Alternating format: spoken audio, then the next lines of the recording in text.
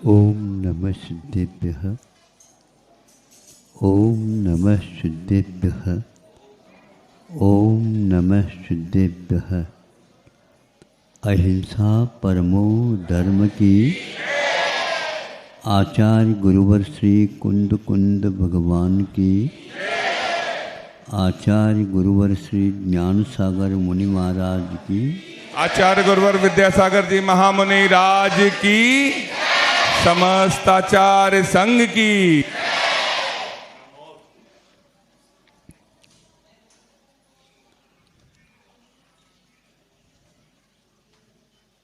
काल घूम करके आता है क्या काल के द्वारा हम घूम रहे हैं? ये एक वस्तु जानने योग्य है। यद्यपि बहुत सारे पदार्थों का ज्ञान विज्ञान के माध्यम से होता है। पहले विज्ञान नहीं था, भारत में तो विज्ञान था ही नहीं, ऐसी धारणा आज के इस युग की भी बनी हुई है। कुछ भी हो, उनकी अपनी धारणा हो सकती है, किंतु जानना विज्ञान के द्वारा होता है, किंतु वह किसका ज्ञान होता है, यह महत्वपूर्ण होता है। प्रत्येक पदार्थ का जो दुकान में रखे गए हैं उसके ऊपर लिखा हुआ रहता है ये है, ये है, ये है, इसका मूल्य इतना है, इतना है, इतना है, अथवा उसमें क्या क्या डले हैं आदि उसकी भी सूची उसी में ये कागज़ छपी हुई है, उसमें मिलती है।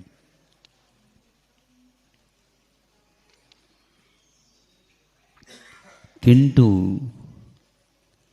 यह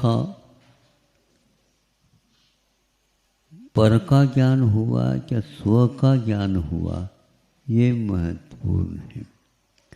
आज के युग में ज्ञान के द्वारा ज्ञेय का ज्ञान तो कराया जा सकता, करा रहे हैं, किंतु जो ज्ञेय मैंने जानने योग्य, उसको जानने वाला कौन है, आज इसके बारे में न ही प्राथमिक शिक्षा मिलती है, न ही माध्यमिक शिक्षा मिलती है, न ही और उच्च माध्यमिक शिक्षा मिलती है, और न ही महाविज्ञान या महाविद्यालय का ज्ञान मिलता है, और इसके उपरांत अंतिम कक्षा में भी वह नहीं मिलता, और वो प्रमाण पत्र लेकर के आ जाता है, आपका लड़का मैं उत्तीर्ण हो गया हूँ। बहुत अच्छा है, तुम पढ़े लिखे हो गए हो। आज तक तो हम बिना पढ़े लिखे ही दुकान चला रहे थे।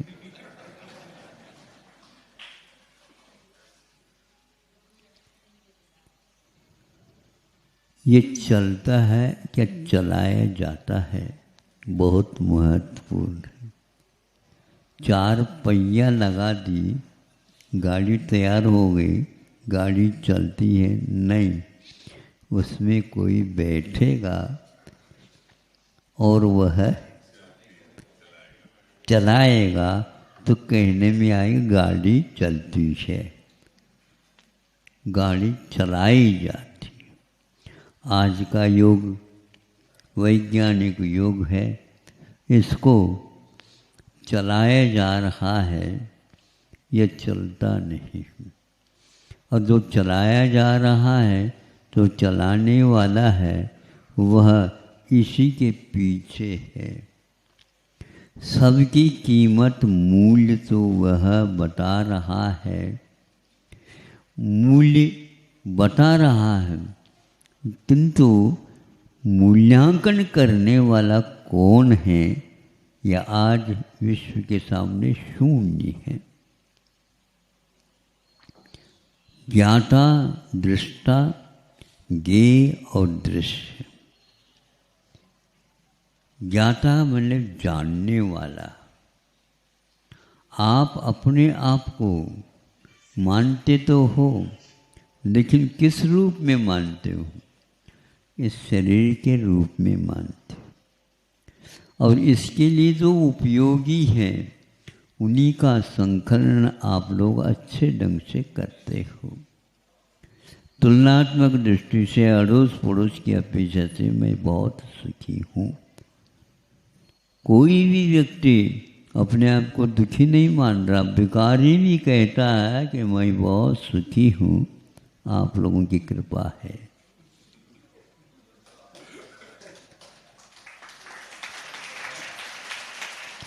देने वाला भी सुखी है, लेने वाला भी सुखी है, दोनों सुखी है। देने वाला पढ़ा लिखा है और लेने वाला पढ़ा लिखा नहीं है, लेकिन वह अपने आप को दुखी नहीं मानता। यह सुकाल है, ऐसा कहता। अब इसमें आपकी क्या विशेषता हमें बता दो। मैं ये बताना चाह रहा हूँ, ये और दृश्य इन दोनों का मूल्यांकन तो हो रहा है जितना बनता है, लेकिन मूल्यांकन करने वाले का मूल्यांकन कौन करेगा? यह जान रहा है, इसको जान रहा है, किंतु जिसको जानना था वह तो जानने में नहीं आ रहा। अपढ़ हो, पढ़ा लिखा हो, किंतु उसे कम से कम अपना बोध तो होना चाहिए। बोध तो आप करते हैं, लेकिन अपना बोध क्या है? अपना बोध तो आज के युग को बोझ लगता है। बोझ, बोझ का अर्थ क्या होता है? भार। आज बोध को जो भार मानता है उसका हम आभार नहीं मान सकते। वो आभार के योग्य है ही नहीं। वो तो बोध को ही बोझ मान रहा है, क्योंकि अध्यात्म ज्ञान के द्वारा कुछ नहीं मिलता। इसमें तो देखो मिल रहे हैं, सारे सारे हमारे काम के हैं, किंतु अध्यात्म के द्वारा क्या काम में आता है? इसीलिए आप अपनी दुकान को तो खूब अच्छे सजाते हो, सजा करके साथ क्यों नहीं ले जाते हो? क्योंकि यहाँ पर वो माल बिक ही नहीं सकता, वो तो वहीं पर है। यहाँ पर उसका कोई भी विज्ञापन नहीं, यहाँ का विज्ञापन अलग चलता। तो अब मैं अभी बता रहा था, भिखारी भी सुखी है और दान देने वाला है वह भी सुखी है। अब कौन कौन ज्ञाता है, कौन कौन ज्ञानी है, इसके बारे में सोचो। एक वहीं पर बैठा था और उसके यहाँ घर में प्रतिदिन दूध की डेयरी वाला दूध लेकर के आता था। जिसके यहाँ आता था वह कहता है, भैया आज दूध कुछ अलग लग रहा है। अलग का मतलब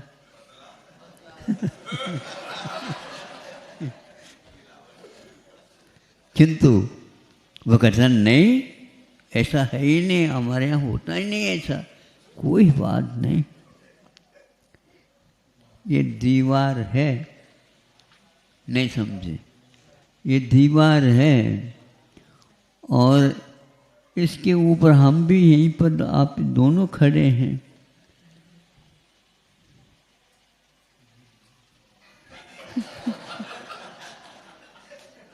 ये छींटा दे दिया दीवार के ऊपर, फिर दूसरे में से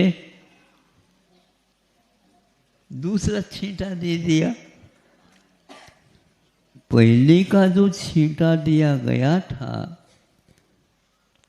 उसका वह दूध नीचे नहीं सरका, और बाद में जो दिया गया था वह नीचे आकर के बह गया गंगा की भांति। इसमें दद्दा पानी है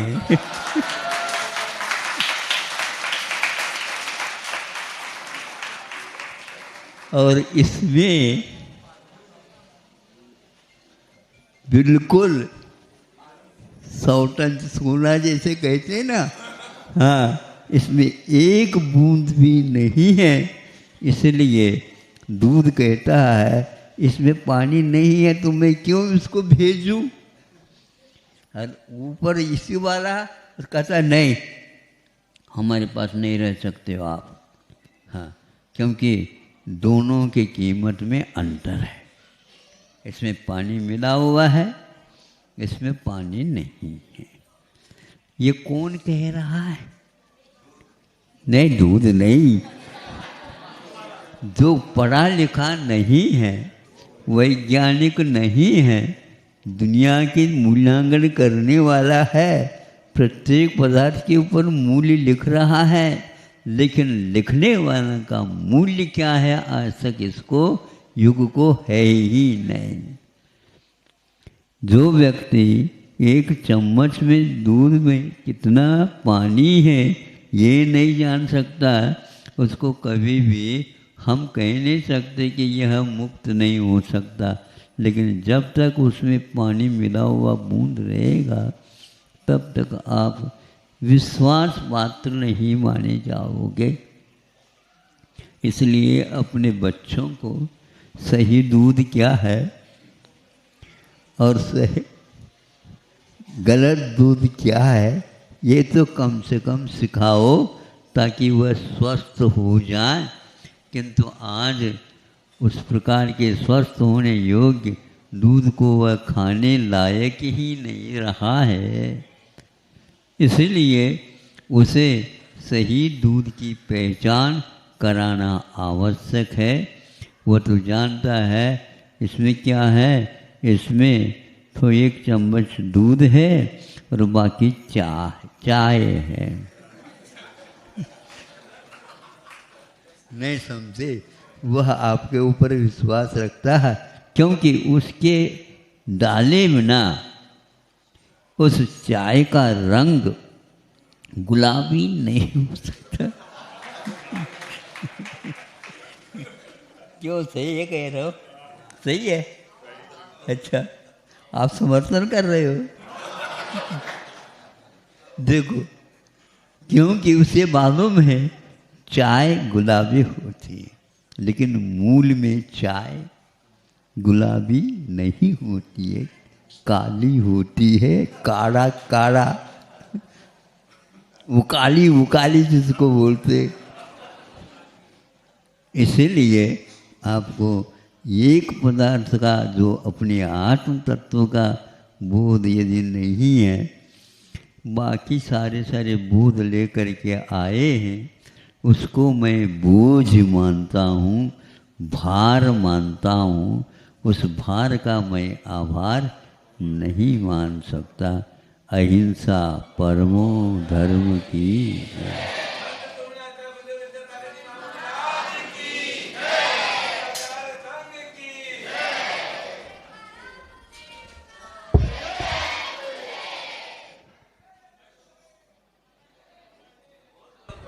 सभी महानुभाव से निवेदन अपने स्थान पर खड़े रहें। कोई भी जब गुरुवर